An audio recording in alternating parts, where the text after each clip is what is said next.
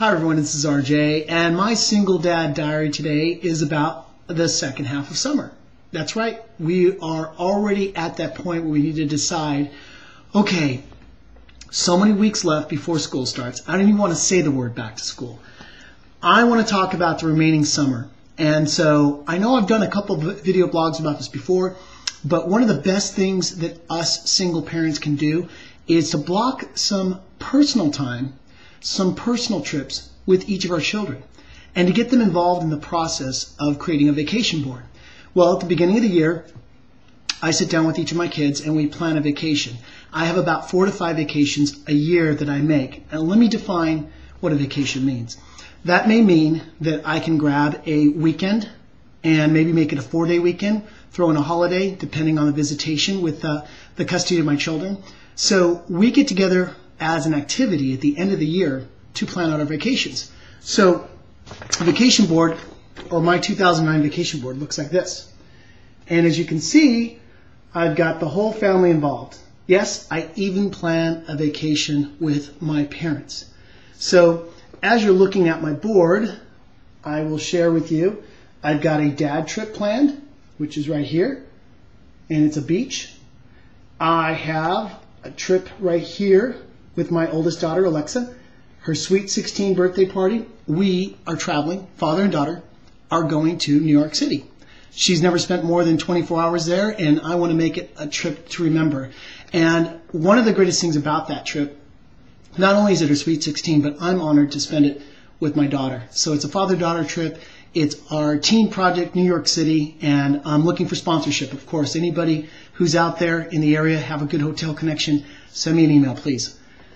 In addition to that, I've got my parents who are going to come down to San Diego. They love visiting me, and I love them coming over.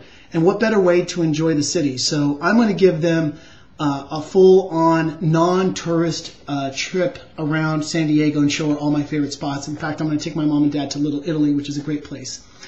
I've got my son, who we made a bet last year that he wouldn't get straight A's, and guess what? He got straight A's. So we are going to Alaska. And we're actually doing all these trips old school, and I'll explain that in a minute.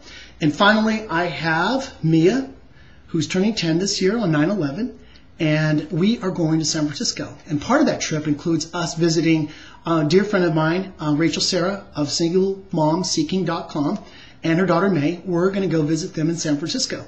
And I'm going to share a picture of that as well, because Mia drew up all the things that she wants to see. And finally, I took a guy trip, which was just last 4th of July, and we went to Las Vegas.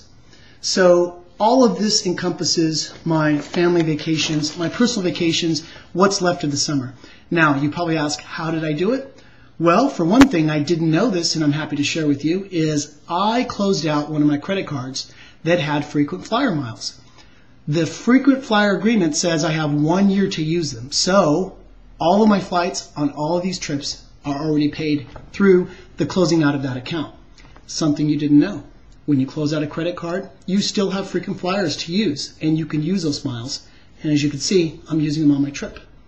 So with that said, I hope these ideas will inspire you to take a trip with your child and make it a one-on-one, once-in-a-lifetime bonding experience like it's going to do for me.